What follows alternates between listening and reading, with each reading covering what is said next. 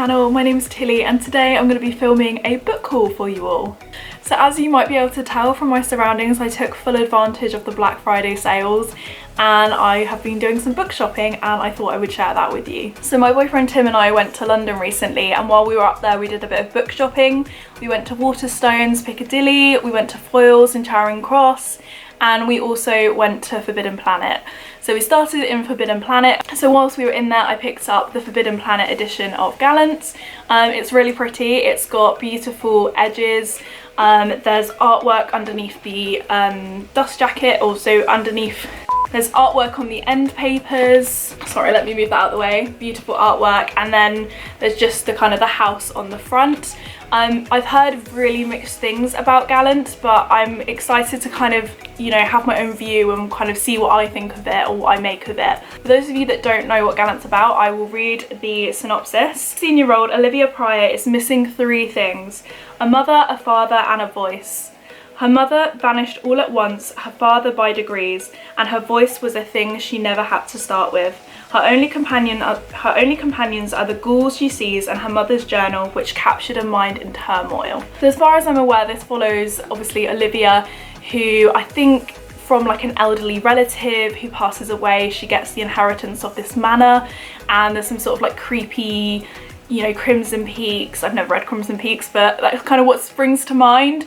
Esque going-ons within the manor, and I don't know too much about it, if I'm honest, and I don't really want to know too much about it. I just kind of want to go in fresh-eyed and sort of find out what happens. Also in Forbidden Planet, I picked up the new hardback of Red, White and Royal Blue. Funny story, when I picked this up there were 2 other girls at the stand and we had a lovely conversation about books that kind of went into Ali Hazelwood, Love on the Brain and The Love Hypothesis. It was quite funny because the 2 girls were American and I was British, and if you don't know, this story follows the son of the President of the United States and an English prince, and kind of what happens between the 2 of them. So yeah, it was quite funny that kind of 2 worlds collided in the bookshop as well. The main reason I did pick this up though was the beautiful end papers. This is the front, and then this is the back as well. I do follow the artist on Instagram, but I'm really sorry, your name has completely slipped my mind. I'll make sure to put your name on screen and put a link down below so you can check them out, but honestly, absolutely beautiful artwork. I know this isn't a book, but when I was in Forbidden Planet, I couldn't help myself and I got a little Legolas Funko Pop. Sorry, there's the ring light, there you go. Because I want to have a Tolkien shelf and I thought he would fit absolutely perfectly, and he's just so adorable. I didn't end up picking anything up from Foyles. I was tempted to get the Waterstones edition of the Starless Sea, but I thought it was a bit weird not getting it actually on Waterstones, so I was going to pick it up in Waterstones, but I completely forgot. When I was in Waterstones though, I was really excited that I managed to get It Starts With Us, the special Waterstones edition with the kind of cool sprayed edges, and it was half price. So if you don't know, this is the 2nd book in the It Ends With Us duology. I read It Ends With Us earlier in the year and I absolutely loved it. I know Colleen Hoover is a little bit like Marmite in the booktube community, but that's the only book I've read by her and I did really enjoy it. And also when I was in Waterstones, I couldn't help myself and I had to get the 2nd edition of Heartstopper. I know, I'm late to the game. I very recently read Heartstopper and absolutely fell in love with it. If you don't know what Heartstopper is, it follows Nick and Charlie and their journey of falling in love. So that's everything I picked up while I was in London. I also made a World of Books order. If I'm completely honest, I'm not sure if I would order through them again, just because the quality of some of the books wasn't quite how I wanted them to be. It might be that I just had a bad experience. So the first book I picked up is Ghosts by Dolly Alderton. This is actually the book club pick for book roast book club for November, December. So I'm really excited to give this a go because it actually sounds amazing. So just to give you a bit of the overview, everything gets easier in your 30s, right? Though she has plenty to celebrate, successful career as a food writer, new home, loving friends and family, for Nina Dean, her 30s have not exactly been the liberating, uncomplicated experience she was sold. From fading friendships to exes popping the question, everyone is moving on, or worse, to the suburbs, and as her dad slowly loses his memories, her mum seems dead set on making new ones. Then she meets Max, who tells her on date 1 that he's going to marry her. But what seems like an exciting new development will ensure this year is Nina's strangest yet. I think this sounds really good. I don't really know much about it, but again, I'm quite excited that I don't know much about it going into it. But yeah, I'll let you know how I get on with this one. So I also picked up 3 Taylor Jenkins Reid's books because I read The 7 Husbands of Evelyn Hugo earlier in the year. I actually think I'm going to get the Fairy Loot edition of this, so I don't actually know why I picked up the paperback, but I've got my mum into this, so maybe I'll give this to her. If you don't know what this book is about, it's about a old movie star called Evelyn Hugo, and there's a lady called Monique who's writing her story, and the real question is which of Evelyn's 7 husbands did she love the most? I also picked up Daisy Jones and the Six, which I've also heard amazing things about, and I'm really excited to give this a go. So this says, everyone knows Daisy Jones and the Six. Their sound defined an era. Their albums were on every turntable. They sold out arenas from coast to coast. Then, on the 12th of July 1979, Daisy Jones walked barefoot onto the stage at the Whiskey, and it all came crashing down. Everyone was there, everyone remembers it differently, nobody knew why they split until now. So I'm so excited. I don't know what it is about Taylor Jenkins Reid. She could write about anything. Like, for example, she's written about a tennis player recently, and I have no interest in tennis, but I really want to read it because the way this woman writes characters is absolutely incredible. And then I also picked up one of her newest ones, which is Malibu Rising. Again, I don't know too much about this book. August 1983. It is the day of Nina Rivers' annual end of summer party. Everyone who is anyone wants to be around the Rivers. Surfer and supermodel Nina, brothers Jay and Hud, and their baby sister Kit. Together, the siblings are a source of fascination in Malibu and the world over, especially as the children of the legendary singer Mick Reaver. By midnight, the party will be completely out of control. By morning, the River Mansion will have gone up in flames. But before that, the alcohol will flow, the music will play, and secrets will come bubbling up to the surface. This sounds really exciting. It sounds like a bit of a mystery, but again, Taylor Jenkins Reid could literally write about anything and I'd want to pick it up. So I also picked up several hardbacks of the Beth O'Leary books. So for example, I picked up Flatshare. So I think Flatshare was one of her earlier novels, and that's kind of where the kind of buzz started. Correct me if I'm wrong, but that's as far as I remember. I really like this cover.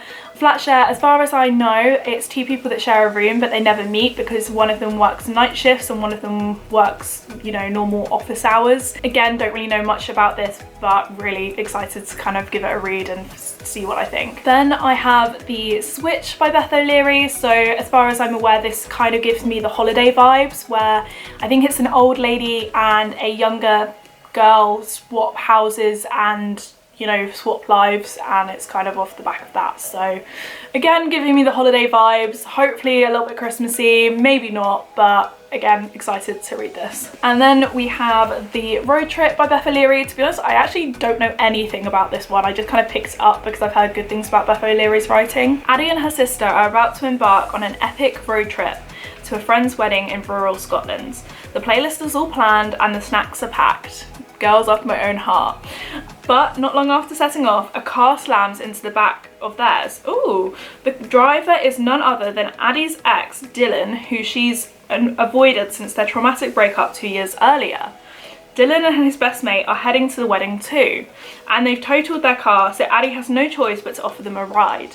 The car is soon jam-packed full of luggage and secrets, and with 400 miles ahead of them, Dylan and Addie can't avoid confronting the very messy history of their relationship. Will they make it to the wedding on time? And more importantly, is this really the end of the road for Addie and Dylan? That actually sounds really, really good, and I really can't wait to read this. I also picked up The Christmas Shopaholic by Sophie Kinsella. I've not actually read any of the Shopaholic series.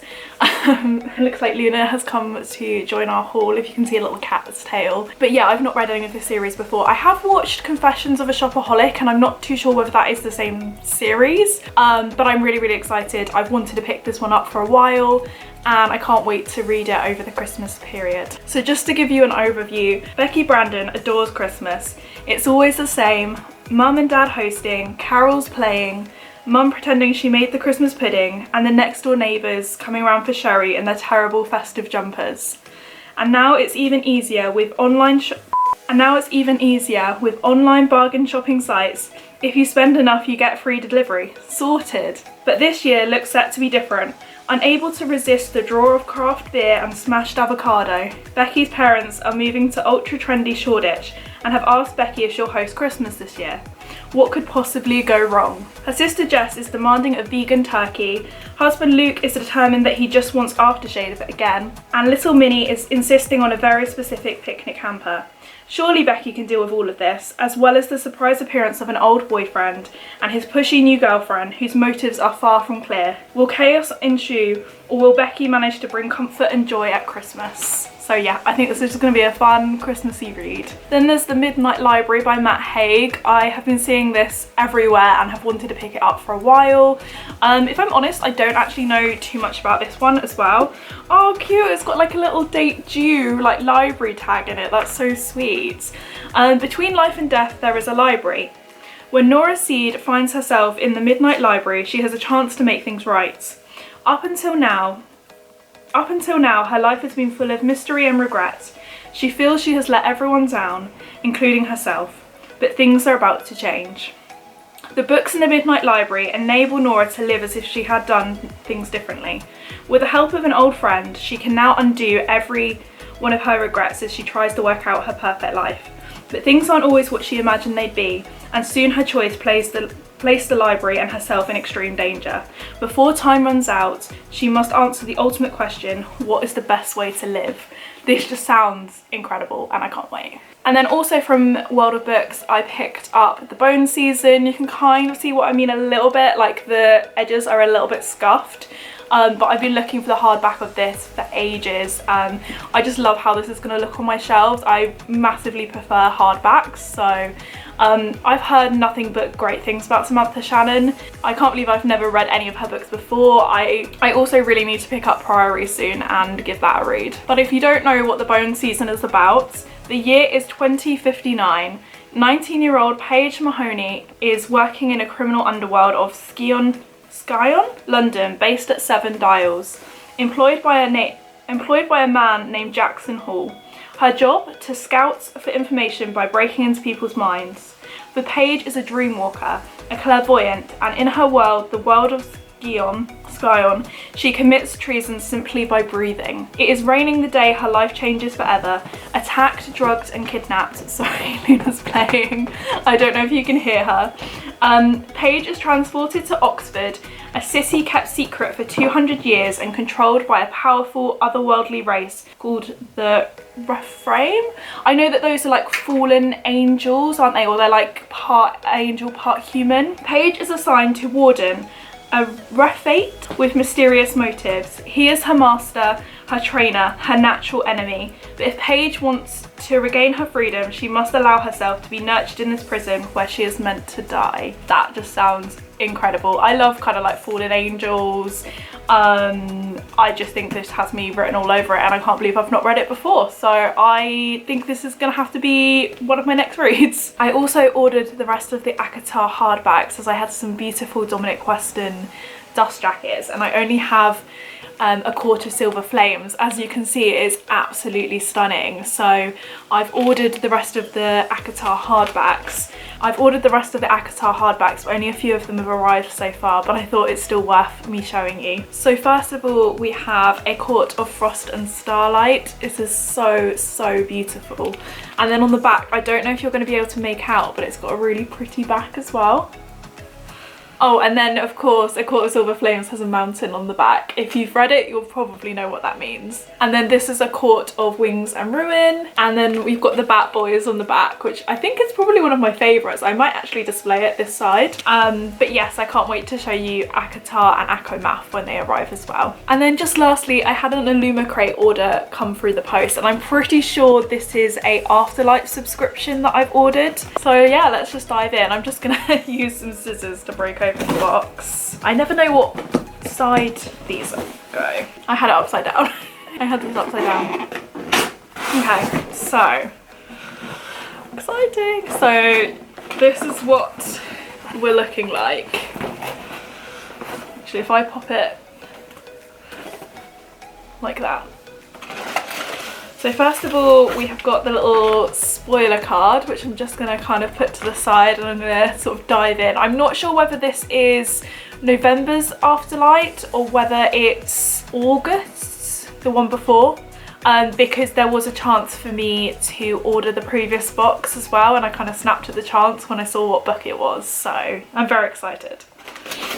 Okay, so, oh okay, yep, I know what book this is. I don't know if this is actually, oh no, it must be, because I've just spotted, I was going to say I don't know whether it's just the books, but no, it's, we've got the stuff as well. So first of all, I've got a body butter bar, which looks really, really cute. I don't know if you can see that. I've never really used butter bars. I mean, it looks like it's, I don't know what that stuff on, if you can sort of see a little bit, but it's gone a little bit funky. It's gone a little bit funky. I don't know if you can see that, but I think it's just where it's probably been in the packaging for a little while, and it should be fine. I'll test it out and just like on my skin and sort of see how it is. But no, I think that's a really cute idea. So I have spotted one of the books all wrapped up in bubble wrap. So let's have a little look and see which one this is. Oh, I can already see some sprayed pages. Oh, okay, a bit of an interesting colour choice. But so this is the Love Hypothesis. So yeah, if you didn't know, this is the Ali Hazelwood box. So we've got a beautiful red edition of Love. We've got a beautiful red edition of the Love Hypothesis, and then that's what it looks like on the back. And then we've got some beautiful mint green edges. I feel like it's a bit of a strange combo with the mint green and the red. Let me know what you guys think. Are you on board with that or no? It doesn't have any end pages, but under the, oh wow, that looks so pretty. Look, it's got some gold foiling on the front. And then do we have anything on the back? And there's not any art under the dust jacket. But yeah, if you didn't know what the Love Hypothesis is, it's absolutely massive on TikTok. I read it quite a while ago and I actually really enjoyed it. It is actually a Kylo Ren and Rey fan fiction that got made into a book, but I don't think you can really tell when you read it. Basically, there's this girl called Olive who basically she is trying to convince her best friend that she's completely over her ex-boyfriend, because her friend has a bit of a crush on her ex. I think they're like in a friendship group. And so she kisses the first guy that she sees, which happens to be Adam, and Adam is a professor at I think she's studying to be a PhD student, and he's like this really grumpy professor, and it's kind of like a grumpy sunshine. So yeah, I really enjoyed it and I think this edition is really cute. What else have we got in the box?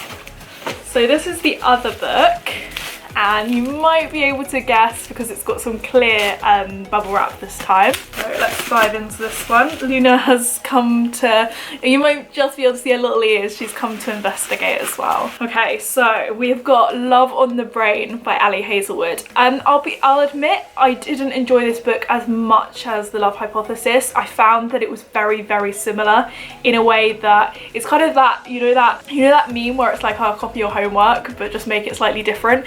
Kind of that kind of vibe, but I don't know if that's a little bit harsh for me to say, but I found them really, really similar.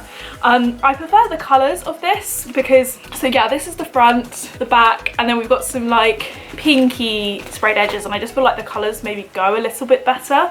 Again, no artwork on the edge, but we do have the pretty gold foiling on the cover, nothing on the dust jacket and nothing on the back. So yeah, but I think these, oh, Luna's sat on the other one, but yeah, I think these are gonna look really, really nice on my shelves, my little Ali Hazelwood collection. So I'm really, really pleased. I wonder if they'll do, because I know Ali Hazelwood has a couple of other books coming out next year, so it'll be interesting to see whether Illumicrate do those editions as well so they can all match, hopefully, because I like my editions to match. match. What else have we got? Oh, we've got some pretty artwork. So these are the characters from the Love Hypothesis. I can't actually remember their names are, that's really, really bad.